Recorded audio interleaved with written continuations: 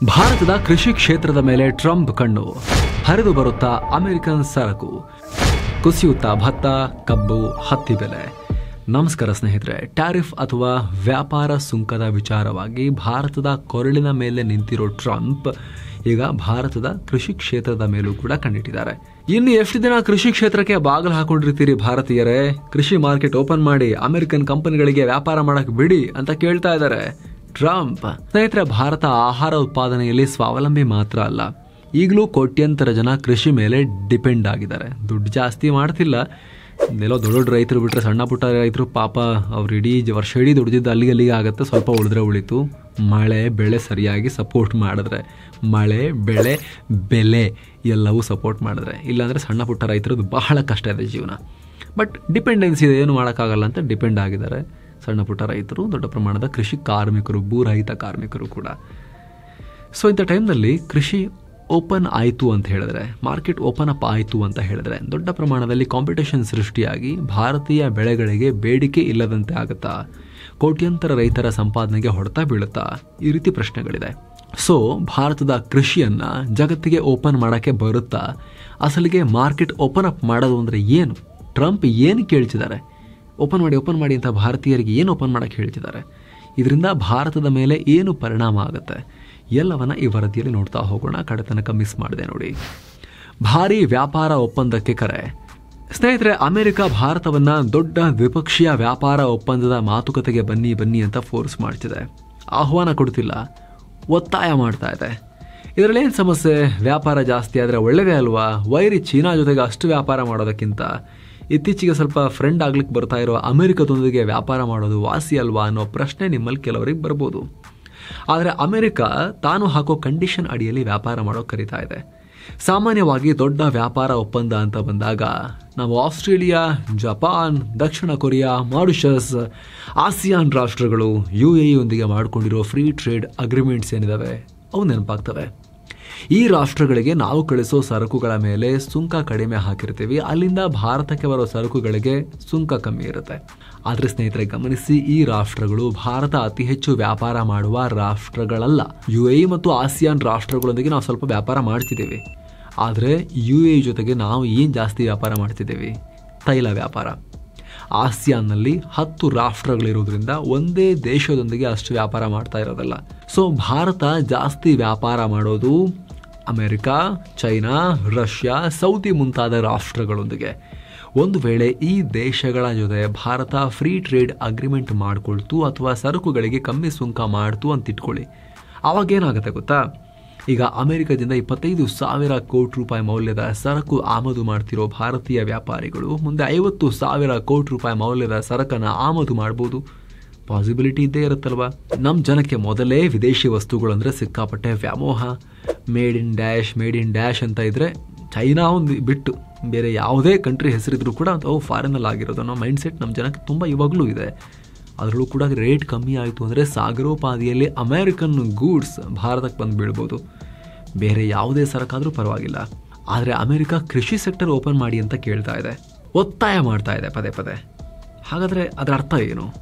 American ಕೃಷಿ ಉತ್ಪನ್ನಗಳ ಮೇಲಿರೋ ಸುಂಕ ಇಳಿಸಿ ಅಂತ ಹೇಳಿದಾರಲ್ಲ. ಭಾರತದಲ್ಲಿ 70 ಕೋಟಿಗೂ ಅಧಿಕ ಜನ ಕೃಷಿ ನಂಬಿರೋದ್ರಿಂದ ಭಾರತ ವಿದೇಶಿ ಕೃಷಿ ಉತ್ಪನ್ನಗಳ ಮೇಲೆ ಜಾಸ್ತಿ ಸುಂಕ ಹಾಕಿ ಭಾರತಕ್ಕೆ ಬರದಂತೆ ತಡೀತಾ ಇದೆ. ಆ್ಯಕ್ಚುಲಿ ಸದ್ಯಕ್ಕೆ ನಾವು ಬ್ಲಾಕ್ ಮಾಡ್ತಾ ಇದ್ದೀವಿ, ಟ್ಯಾಕ್ಸ್ ಹಾಕಿ ಬ್ಲಾಕ್ ಮಾಡ್ತಾ ಇದ್ದೀವಿ. ಎಷ್ಟು ಅಂತ ಹೇಳಿದ್ರೆ 100ರಿಂದ 150% ಟ್ಯಾರಿಫ್ ಹಾಕ್ತಾ ಇದ್ದೀವಿ. ಸದ್ಯ ಇಷ್ಟು ತೆರಿಗೆ ಇದ್ರೂ ಕೂಡ ಅಮೆರಿಕದಿಂದ ಬಾದಾಮಿ, ಪಿಸ್ತಾ, ಸೇಬು, ಎಥನಾಲ್ ಭಾರತಕ್ಕೆ ಬರ್ತಾ ಇದೆ. ಜೊತೆಗೆ ಅಮೆರಿಕ ತನ್ನ ರೈತರಿಗೆ 50ರಿಂದ ಬರೋಬ್ಬರಿ 215% ಸಬ್ಸಿಡಿ ಕೊಟ್ಟು ಅಕ್ಕಿ, ಕಬ್ಬು, ಹತ್ತಿ, ಉಣ್ಣೆ ಉತ್ಪಾದನೆ ಮಾಡ್ತಾ ಇದೆ. ಭಾರತ ಟ್ಯಾರಿಫ್ ಕಮ್ಮಿ ಮಾಡಿದ್ರೆ ಇದೆಲ್ಲ ಭಾರತಕ್ಕೆ ಬಂದು ಬೀಳ್ಬೋದು. ಅಷ್ಟೇ ಅಲ್ಲ, ಭಾರತದ ಡೈರಿ ಇಂಡಸ್ಟ್ರಿ ಮೇಲೂ ಕೂಡ ಅಮೆರಿಕ ಕಣ್ಣಿದೆ. ಅಮೆರಿಕನ್ ಹಾಲಿನ ಪ್ರಾಡಕ್ಟ್ಸ್ ಭಾರತಕ್ಕೆ ಬಂದರೆ ಹೈನುಗಾರಿಕೆ ನಂಬಿಕೊಂಡಿರೋ ಕೋಟ್ಯಂತರ ರೈತರ ಬದುಕು ದಿಕ್ಕು ತಪ್ಪೋದು. ಒಟ್ಟಾರೆ 50% ಭಾರತೀಯರು ಜೀವನಕ್ಕೆ ಕೃಷಿ ಆಧಾರವಾಗಿರೋದ್ರಿಂದ ಇಡೀ ಕೃಷಿ ವಲಯ ಸೆನ್ಸಿಟಿವ್ ಇದೆ. ಹಾಗಾಗಿ ಯಾವುದೇ ಕಾರಣಕ್ಕೂ ಭಾರತ ಕೃಷಿ ಸೆಕ್ಟರ್ ಅನ್ನ ಓಪನ್ ಮಾಡಕ್ಕೆ ಬರದೇ ಇಲ್ಲ ಅನ್ನೋ ವಾತಾವರಣ ಇದೆ. ಕೇಂದ್ರ ಸರ್ಕಾರಕ್ಕೆ ರಾಜಕೀಯ ಬಿಕ್ಕಟ್ಟು ಶುರುವಾಗಬಹುದು. ಹಾಗಿದ್ರೆ ಟ್ರಂಪ್ ಡಿಮಾಂಡ್ಗಳಿಗೆ ಭಾರತದ ಉತ್ತರ ಏನು? ಭಾರತ ಕೃಷಿ ಮೇಲೆ ಸುಂಕ ಕಮ್ಮಿ ಮಾಡದೆ ಹೋದರೆ ಟ್ರಂಪ್ ಯಾವ ರೀತಿ ಭಾರತದ ಮೇಲೆ ವ್ಯಾಪಾರಿ ಯುದ್ಧ ಅಥವಾ ಟ್ಯಾರಿಫ್ ಯುದ್ಧವನ್ನ ಮಾಡಬಹುದು. ಏನು ಸ್ನೇಹಿತರೆ, ವರದಿಯಲ್ಲಿ ಮುಂದುವರಿಯಕ್ಕಿಂತ ಮುಂಚೆ ಸಿಂಗಪೂರ್, ಮಲೇಷ್ಯಾ, ಥೈಲ್ಯಾಂಡ್ಗೆ 7 Sands ಟೂರಿಸಂ ಕಂಪನಿ ಹೊಸ ಟ್ರಿಪ್ ಆಯೋಜಿಸಿದೆ. ಆಫರ್ ಪ್ರೈಸ್ ಕೇವಲ $1,43,500 ಮಾತ್ರ. 3 countries 9 night 10 days ಟ್ರಿಪ್ ಇದು. ಈ ಪ್ಯಾಕೇಜ್ ನಲ್ಲಿ flight tickets, 3 star hotel stay, all meals, AC transport, visa ಎಲ್ಲ ಸೇರಿರುತ್ತೆ. ಹಾಗೆ Sentosa island, Universal Studios, Singapore city tour, Kuala Lumpur city tour, tiger park, Pattaya city tour, coral island tour with speed boat, Alcazar show, Bangkok city tour, safari world, travel insurance, 24/7 Kannada tour manager ಸೌಲಭ್ಯ ಎಲ್ಲವೂ ಇರುತ್ತೆ. ಹೊರಡೋ ದಿನ ಮೇ 5, 2025. ಕೆಲವೇ ಸೀಟುಗಳ ಲಭ್ಯ. ಆಸಕ್ತರು ಈ ನಂಬರ್ಗೆ ಕಾಲ್ ಮಾಡಿ ನಿಮ್ಮ ಸೀಟನ್ನ ಕೂಡ ಬುಕ್ ಮಾಡಬಹುದು. ಬನ್ನಿ ಈಗ ವರದಿಯಲ್ಲಿ ಮುಂದುವರಿಯೋಣ. ಸರ್ವಿಸ್ ಸೆಕ್ಟರ್ ಟಾರ್ಗೆಟ್, ಐಟಿ ಹಬ್ಗಳ ಕಣ್ಮರೆ. ಸ್ನೇಹಿತರೆ, ಬೆಂಗಳೂರು, ಹೈದರಾಬಾದ್, ಪುಣೆ ಸೇರಿದಂತೆ ಭಾರತದ ಐಟಿ ಹಬ್ಗಳಲ್ಲಿ ಲಕ್ಷಾಂತರ ಜನರಿಗೆ ಉದ್ಯೋಗ ಆಗಿರೋ ಐಟಿ ಸೆಕ್ಟರ್ ಮೇಜರ್ ಆಗಿ ಡಿಪೆಂಡ್ ಆಗಿರೋದೇ ಅಮೆರಿಕನ್ ಆರ್ಡರ್ಸ್ ಮೇಲೆ. TCS, ವಿಪ್ರೋ, ಇನ್ಫೋಸಿಸ್ ನಂತಹ ಐಟಿ ದಿಗ್ಗಜರಿಗೆ ವರಮಾನ ಹರಿದು ಬರೋದು ಅಮೆರಿಕದಿಂದ. ಕರ್ನಾಟಕವನ್ನ ಎಳ್ಕೊಂಡು ಹೋಗ್ತಿರೋದೇ ಬೆಂಗಳೂರು. ಕರ್ನಾಟಕದಾದ್ಯಂತ ದೊಡ್ಡ ಪ್ರಮಾಣದಲ್ಲಿ ಕೃಷಿ ಮೇಲೆ ನಾವು ಡಿಪೆಂಡ್ ಆಗಿದ್ರೂ ಕೂಡ ಕರ್ನಾಟಕವನ್ನ ಲಿಟ್ರಲಿ ಎಳ್ಕೊಂಡು ಹೋಗ್ತಿರೋದು. ಕರ್ನಾಟಕ GDPಗೆ ದೊಡ್ಡ ಕೊಡುಗೆ ಕೊಡ್ತಿರೋದು. ಬೀದರ್ನಿಂದ ಚಾಮರಾಜನಗರದವರೆಗಿನ ಯುವಕರಿಗೆ ಒಂದಲ್ಲ ಒಂದು ರೀತಿಯಲ್ಲಿ ಉದ್ಯೋಗ ಕೊಡ್ತಿರೋದು ಬೆಂಗಳೂರು ಐಟಿ ಹಬ್ ಆಗಿರೋದ್ರಿಂದ, ಅಷ್ಟೊಂದು ದುಡ್ಡು ಬಂದಿರೋದ್ರಿಂದ ಸಾಧ್ಯ ಆಗಿದೆ. ಸೊ ಭಾರತದಿಂದ ಔಟ್ಸೋರ್ಸಿಂಗ್ ಆಗ್ತಿರೋ ಐಟಿ ಸೇವೆಗಳ ಮೇಲೆ ಟ್ರಂಪ್ ಏನಾದರೂ ಟ್ಯಾರಿಫ್ ಹಾಕಿ ಬಗ್ಗಿಸ್ತೀನಿ ನಿಮ್ಮನ್ನ ಅಂತ ಬಂದರೆ ಭಾರತದ ಐಟಿ ಸೆಕ್ಟರ್ಗೆ ದೊಡ್ಡ ಹೊಡೆತ ಬೀಳುತ್ತೆ. ಅದನ್ನು ನಂಬಿರೋ ಲಕ್ಷಾಂತರ ಎಂಪ್ಲಾಯೀಸ್ ಉದ್ಯೋಗ ಕಳ್ಕೊಳ್ಳೋ ಆತಂಕ ಉಂಟಾಗುತ್ತೆ. ಎರಡನೇದು ಫಾರ್ಮಾ ಇಂಡಸ್ಟ್ರಿ. ಭಾರತದ 40% ಜನರಿಕ್ ಮೆಡಿಸಿನ್ ರಫ್ತು ಅಮೆರಿಕಾಗೆ ಹೋಗ್ತಾ ಇದೆ. 40% ನಮ್ಮದು ಅಲ್ಲಿಗೆ ಹೋಗ್ತಿದೆ, ನಮ್ಮ ಕಸ್ಟಮರ್ಸ್ ಅವರು. ಒಂದು ವೇಳೆ ಈ ಮೆಡಿಸಿನ್ ಮೇಲೆ ಇಂಪೋರ್ಟ್ ಡ್ಯೂಟಿ ಜಾಸ್ತಿ ಆದರೆ, ಅಥವಾ ಟ್ರಂಪ್ ಟ್ಯಾರಿಫ್ ಹಾಕಿದ್ರೆ, ಅಥವಾ ಇನ್ಸ್ಪೆಕ್ಷನ್ ಮಾಡ್ತೀವಿ, ನೀವು ಸರಿಯಾಗಿ ಉತ್ಪಾದನೆ ಮಾಡ್ತಿದ್ದೀರಲ್ಲ ಗೊತ್ತಿಲ್ಲ ಅಂತ ಹೇಳಿ ಸುಮ್ಮನೆ ಕಾಟ ಕೊಡೋಕೆ ಶುರು ಮಾಡಿದ್ರೆ, ಮೆಡಿಸಿನ್ ಅಪ್ರೂವ್ ಮಾಡೋದು ಲೇಟ್ ಮಾಡಿದ್ರೆ ಭಾರತದ ಫಾರ್ಮಾ ಮಾರ್ಕೆಟ್ಗೆ ದೊಡ್ಡ ಏಟು ಬೀಳುತ್ತೆ. ಜಗತ್ತಿನ ಫಾರ್ಮಸಿ ಅಂತ ಖುಷಿ ಪಡ್ತಾ ಇದ್ದೀವಿ, ನಾವು ಎಲ್ಲಿಗೆ ಮಾರದಪ್ಪ ಅಂತ ಜಾಗ ಹುಡ್ಕೋಬೇಕಾಗತ್ತೆ. ಜೊತೆಗೆ ಅಮೆರಿಕ ಅಪ್ರೂವ್ ಮಾಡಿಲ್ಲ ಅಂದರೆ ಆ ಮೆಡಿಸಿನ್ ಬೇರೆ ಕಡೆ ಅಪ್ರೂವ್ ಆಗೋದು ಕೂಡ ಕಷ್ಟ. ಈ ರೀತಿ ಬಹಳ ಕಷ್ಟದ ಸನ್ನಿವೇಶ ಇದೆ. ಆದರೆ ಒಂದು ಸಮಾಧಾನ ಏನು ಅಂದರೆ, ಈ ವಿಚಾರದಲ್ಲಿ ಒಂದು ನಂಬಿಕೆ ಏನು ಅಂದರೆ, ಅಮೆರಿಕ ಮುಂದುವರಿದ ರಾಷ್ಟ್ರಗಳಲ್ಲಿ, ಅಡ್ವಾನ್ಸ್ಡ್ ಕಂಟ್ರೀಸಲ್ಲೇ ಅತಿ ಹೆಚ್ಚು ಶಿಶು ಮರಣ ದರ ಅಥವಾ ಅಪೌಷ್ಟಿಕತೆ ಅಥವಾ ಈ ತಾಯಂದಿರ ಮರಣ ದರ, ಈ ರೀತಿ ಹೆಲ್ತ್ ಪ್ಯಾರಾಮೀಟರ್ಸಲ್ಲಿ ಸ್ವಲ್ಪ ಹಿಂದೆ ಇದೆ ಅಮೆರಿಕ.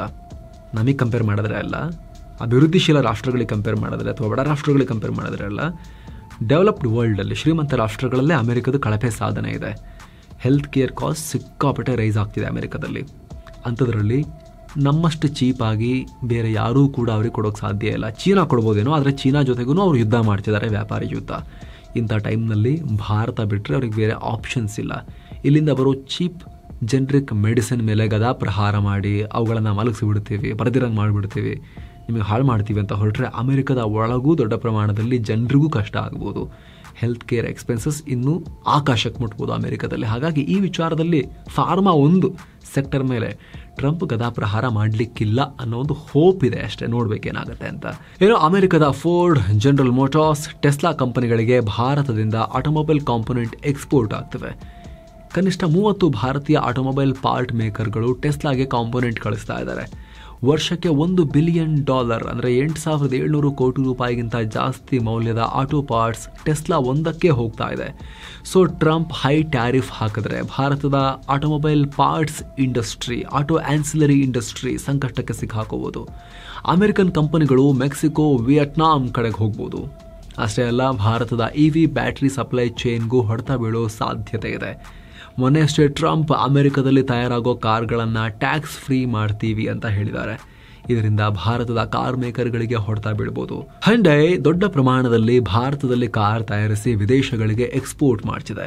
ಆದರೆ ಅಮೆರಿಕದಲ್ಲಿ ಟ್ಯಾಕ್ಸ್ ಇಲ್ಲದ ಕಾರಣಕ್ಕೆ ಇಂತಹ ಹಲವು ಕಂಪನಿಗಳು ಪ್ರೊಡಕ್ಷನ್ ಅನ್ನು ಅಮೆರಿಕಕ್ಕೆ ಶಿಫ್ಟ್ ಮಾಡೋದರ ಕಡೆಗೆ ಫೋಕಸ್ ಮಾಡ್ಬೋದು. ಅದೇ ರೀತಿ ಟೆಕ್ಸ್ಟೈಲ್, ಡಿಫೆನ್ಸ್, ಹೀಗೆ ಹಲವು ಕ್ಷೇತ್ರಗಳಿಗೆ ಟ್ಯಾರಿಫ್ ಬಿಸಿ ತಾಗ್ಬೋದು.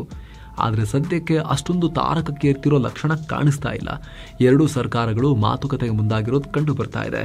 ಭಾರತವನ್ನ ಎಕ್ಸ್ಪೋಸ್ ಮಾಡಿದೀವಿ, ಈಗ ದಾರಿಗೆ ಬರ್ತಾ ಇದ್ದಾರೆ. ಇದು ಮೊನ್ನೆ ಟ್ರಂಪ್ ಹೇಳಿರೋ ಮಾತು. ಭಾರತ ನಮ್ಮ ಮೇಲೆ ಭಾರಿ ಟ್ಯಾರಿಫ್ ಹಾಕತ್ತೆ, ಅಲ್ಲಿ ಏನೂ ನಾವು ಮಾರಕ್ಕೆ ಆಗಲ್ಲ, ಬಿಸ್ನೆಸ್ಸೇ ಮಾಡೋಕ್ಕಾಗಲ್ಲ ಅಲ್ಲಿ. ಈಗ ನಾವು ಅವ್ರನ್ನ ಎಕ್ಸ್ಪೋಸ್ ಮಾಡಿದ್ಮೇಲೆ ಟ್ಯಾರಿಫ್ ಕಮ್ಮಿ ಮಾಡೋಕ್ಕೆ ಒಪ್ಕೊಂಡಿದ್ದಾರೆ ಅಂತ ಖುದ್ದು ಟ್ರಂಪ್ ಹೇಳಿದ್ದಾರೆ. ಆದರೆ ಭಾರತ ಮಾತ್ರ ಟ್ರಂಪ್ ಹೇಳಿಕೆಗೆ ನೇರ ಪ್ರತಿಕ್ರಿಯೆ ಕೊಟ್ಟಿಲ್ಲ, ಅಫಿಷಿಯಲ್ ಸ್ಟೇಟ್ಮೆಂಟ್ ಕೊಟ್ಟಿಲ್ಲ. ಬದಲಾಗಿ ಬ್ಯಾಕ್ ಚಾನೆಲ್ನಲ್ಲಿ ಅಧಿಕಾರಿಗಳ ಮೂಲಕ ಒಂದಷ್ಟು ರಿಯಾಕ್ಷನ್ ಕೊಟ್ಟಿದ್ದಾರೆ. ಹಳೆ ಒಪ್ಪಂದಗಳ ಅಡಿಯಲ್ಲಿ ಟ್ಯಾರಿಫ್ ಕಮ್ಮಿ ಮಾಡಿರುವುದು ಟ್ರಂಪ್ ಪ್ರೆಷರ್ನಿಂದ ಕಮ್ಮಿ ಮಾಡಿಲ್ಲ ಅಂತ ಹೇಳಿದ್ದಾರೆ. ಅಲ್ಲದೆ ಮುಂದುವರಿದ ರಾಷ್ಟ್ರಗಳೊಂದಿಗೆ ದ್ವಿಪಕ್ಷೀಯ ವ್ಯಾಪಾರ ಒಪ್ಪಂದ ಮಾಡಿಕೊಳ್ಳೋದು ನಮ್ಮ ಅಲ್ಟಿಮೇಟ್ ಗುರಿ, ಅದಕ್ಕೆ ವೇದಿಕೆ ಸಿದ್ಧ ಮಾಡ್ಕೊಳ್ತಾ ಇದ್ದೀವಿ ಅಷ್ಟೇ. ಈ ಹಿಂದೆ ಆಸ್ಟ್ರೇಲಿಯಾ, UAE, ಸ್ವಿಟ್ಜರ್ಲ್ಯಾಂಡ್ ಸರಕುಗಳಿಗೂ ನಾವು ಟ್ಯಾರಿಫ್ ಇಳಿಸಿದ್ವಿ ಅಂತ ಹೇಳಿದೆ.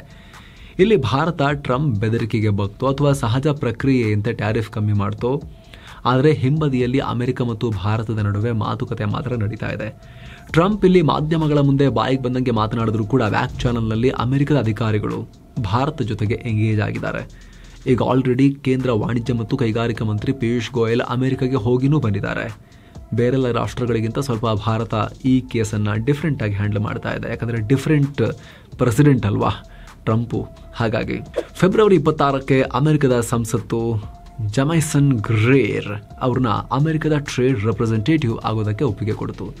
ವಿದೇಶಿ ವ್ಯಾಪಾರಗಳನ್ನು ನೋಡಿಕೊಳ್ಳೋ ಇಂಪಾರ್ಟೆಂಟ್ ಹುದ್ದೆ ಇದು. ಸೊ ಗ್ರೇರ್ ಅಪಾಯಿಂಟ್ ಆದ ತಕ್ಷಣ ಪಿಯೂಷ್ ಗೋಯಲ್ ಅಮೆರಿಕಾಗೆ ಹೋಗಿದ್ರು. ಈ ವೇಳೆ ಗ್ರೇರ್ ಮತ್ತು ಅಮೆರಿಕದ ಕಾಮರ್ಸ್ ಸೆಕ್ರೆಟರಿ ಹಾವರ್ಡ್ ಲಟ್ನಿಕ್ ಅವ್ರನ್ನ ಮೀಟ್ ಮಾಡಿ ಬಂದಿದ್ದಾರೆ. ಏಪ್ರಿಲ್ 2ಕ್ಕೆ ರೆಸಿಪ್ರೊಕಲ್ ತೆರಿಗೆ ಜಾರಿಯಾಗ್ತವೆ. ಅಷ್ಟರ ಒಳಗೆ ಬೈಲ್ಯಾಟ್ರಲ್ ಟ್ರೇಡ್ ಮಾತುಕತೆ ಶುರು ಮಾಡೋಕೆ ಭಾರತ ನೋಡ್ತಾ ಇದೆ. ಸೊ ಆ ಬೈಲ್ಯಾಟ್ರಲ್ ಟ್ರೇಡ್ ಅಗ್ರಿಮೆಂಟ್ ಆದರೆ ಅದರಲ್ಲಿ ಏನಿರುತ್ತೆ ಅನ್ನೋದು ಬಹಳ ಕುತೂಹಲಕ್ಕೆ ಕಾರಣ ಆಗಿದೆ. ಥ್ಯಾಂಕ್ ಯು ಸೋ ಮಚ್ ಸ್ನೇಹಿತರೆ. ಮತ್ತೆ ಭೇಟಿ ಆಗ್ತಿರೋಣ. ನಮಸ್ತೆ.